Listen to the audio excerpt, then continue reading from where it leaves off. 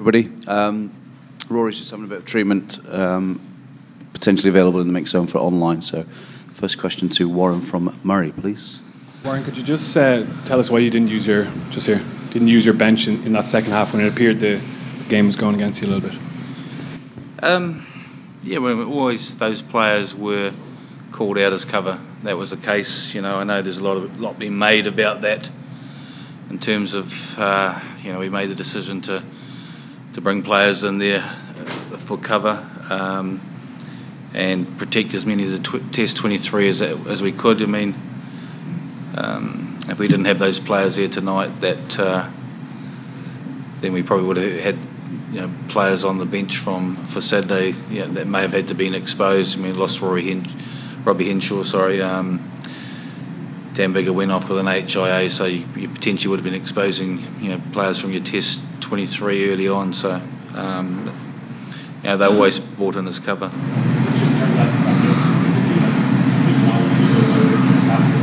Well, I mean, I think so much was made about devaluing the jersey and all those bits and pieces. So we made a decision that we would just try and get through the game with as many as the 15 as we could. Warren, you can probably guess what I'm going to ask you. In regards to Ian Henderson, what did you make of his performance? And despite playing 70 minutes, do you believe he can still be part of your Test squad? He carried fantastically well. Big moment in the game, the yellow card. It's a penalty to us, which ends up being a penalty reversed and a yellow card, and that's the game really. It's okay, we've ended up drawing, but it feels it's disappointing because you're in so much control of it, and we went from that period having 68% territory and possession to about 25%. So it was a massive swing in the game, and disappointing that we ended up with the yellow card, particularly when the referee had looked at it. He thought it was a penalty, but he'd been asked to look at some different angles and stuff, and eventually made the decision to give it as a yellow card. Did that change Henderson's hopes of a possible Test selection? It's a bit too early to look at that. I mean, sometimes players are unlucky in doing that. He's probably disappointed with himself in terms of that, but look, he carried extremely well, and that was a big positive. I thought Courtney Laws carried well also in the first half. So, it's a position that we knew right from the start that we had a lot of strength in, and that with a number of positions as well in terms of there's a toss-up in terms of selection. So we'll meet tomorrow's coaches tomorrow evening and look at selecting the side before we announce it to the players on Thursday. Warren, you mentioned that the lot was made about devaluing the jersey. Does that mean that it affected you and changed your plan, or were you all along just going to bring these players off the bench in the case of an injury? Yeah, possibly. You may have been a little bit more positive about bringing those players on fresh and that, but so much was made of that. You kind of went, okay, but I understand people's views and whatever. So you just, you've got to take cognizance of that, and so we made a collective decision with the coaches that we would make them as injury replacements or as HIA replacements, which has happened in two of the occasions. Ross, sorry, Warren at the back here. Considering the Kano Conor Murray incident and what's been made of that, what were you thinking when you saw the up-tipping of Jordie Barrett, and had you told your players maybe to be a bit more careful about that stuff? Sorry, I don't understand the question. Well, I mean, considering what was being made this week of pointing out the All Blacks' ill-discipline, and now what you've seen from Henderson upending Jordie Barrett, had there been a message to the players to make sure that they didn't overstep the line as well? No, we didn't. We didn't speak about that. The stuff with Conor Murray was raised to me by the referees who had seen those incidents, so they were aware of it and just making sure that as a 9 he was protected. So that's. And I just felt that one situation with diving at his legs was a little bit dangerous, and that's all I was saying. I mean, it wasn't something I was hugely complaining about. I was just asking the referees make sure they look like protecting the 9s, and but they had raised that issue with me. With regard today, I don't think it was anything malicious in terms of Ian Henderson lifting him, and that, he's lifted him and put him on his back. He wasn't trying to hurt him. If he was trying to hurt him, he would have really done a good job on that. So, and the officials have made the decision to give him a yellow card, and I fully accept the decision that has been made by those officials. Johnny. Warren, for the second time now, a newspaper here has drawn you up as a clown. I was just wondering what your thoughts on that were. I haven't seen which newspaper was that? It was the Herald. I don't know what it was in reference to. Is that in reference to Michael Checker as well? Is it? No, not this time. No. It was in reference to the row the other day with Hansen, following on from Hansen's desperate and predictable quotes. I haven't read anything from Hansen's quote. The only thing I heard from was that he'd rung up a radio station, so I thought that was quite unusual for an international coach to ring up a radio station. So, look, I'm just worried about us. I'm not worried about what Steve Hansen's saying or what any newspaper draws me up. Just, I hope it was a happy clown, that was all. Is it disappointing, though, to have that done again? Look, as a Kiwi,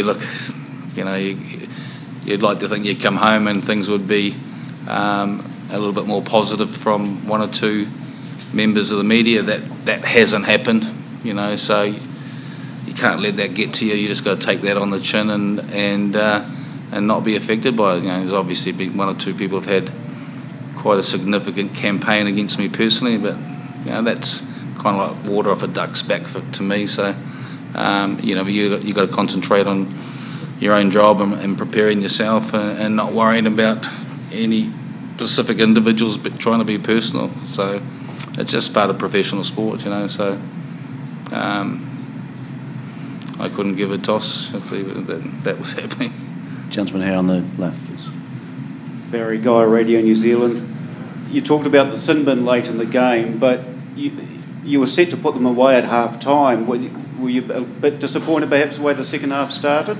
Or the way the Hurricanes started, perhaps? Yeah, look, in fairness to the Hurricanes, they were under pressure at half-time. There's always swings in games, and they've come out, and probably the disappointing part, one aspect of our game today was our exit strategy. Even in the first half, we didn't exit as well as we could have. And to be honest, particularly in the second half, we haven't kicked enough. We've kicked 8 times in the second half, and at this level, you've got, particularly with a team like the Hurricanes who are coming very hard off the line, you've got to have the ability to turn them around. And when we did kick and compete in the air, we got rewards for it. And when we've just kicked over the top, we got rewards for that, and a couple of kicks in behind.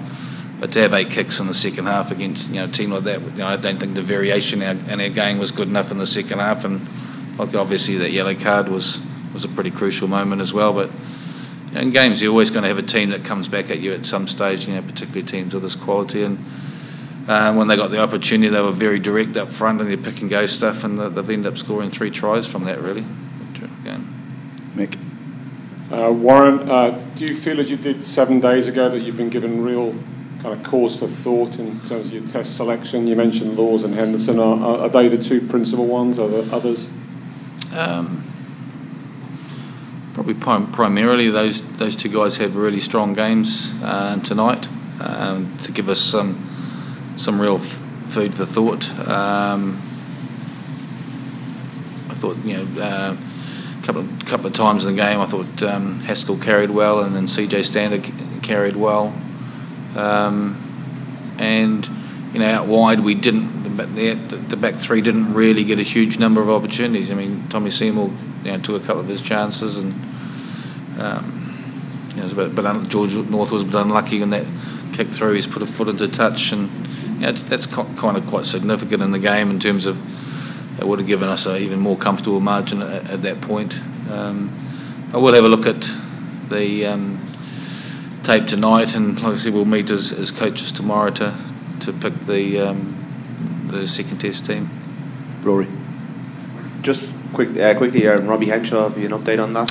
He doesn't look great at the moment. He's in a bit of a sling with a shoulder, so I haven't had a full brief from the doctor, but I think there's a good chance his tour could be over. And on Sunday you said you were looking, well, it sounded like you wanted a response from the players who played on Saturday.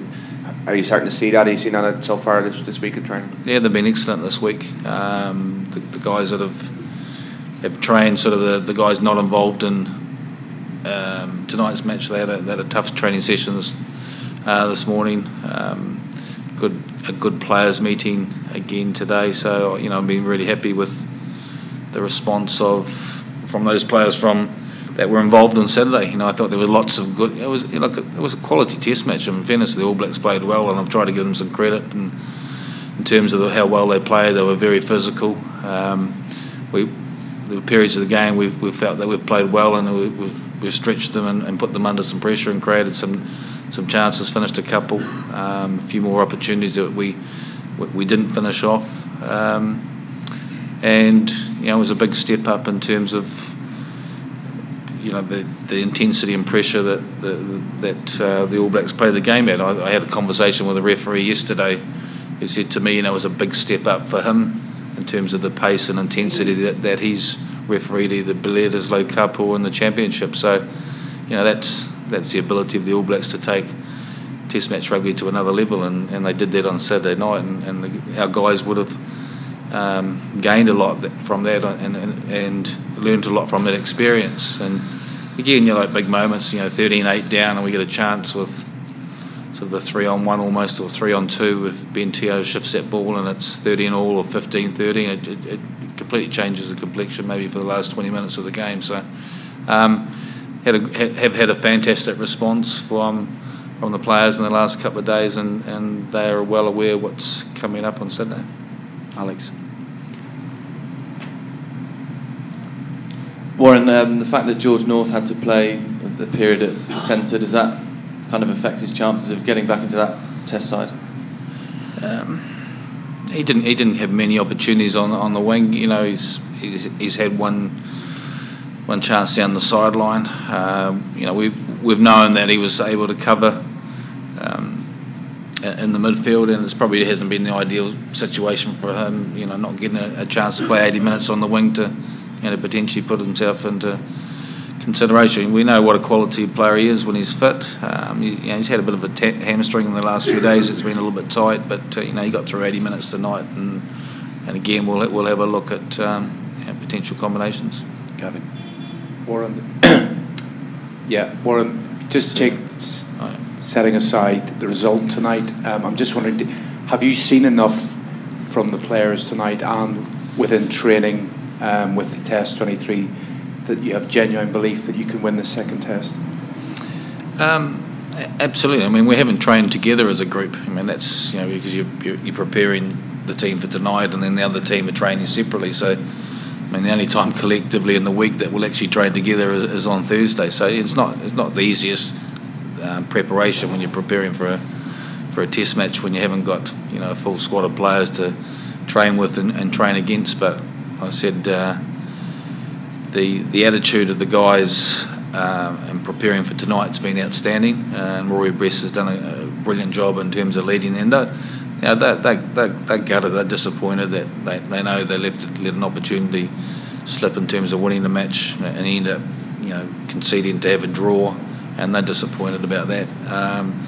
And the other group of players that have had a couple of training sessions have been incredibly focused about and realising what a big challenge it is to play the All Blacks here on Saturday night. With the emotion and physicality that the All Blacks brought last week, we know we've got to be able to match that. Just on Robbie Henshaw's injury, if it is tour ending, will you look to replace him, or have you enough from within? I think we've got enough cover within the squad at this stage. Okay, thank you very much. Cheers.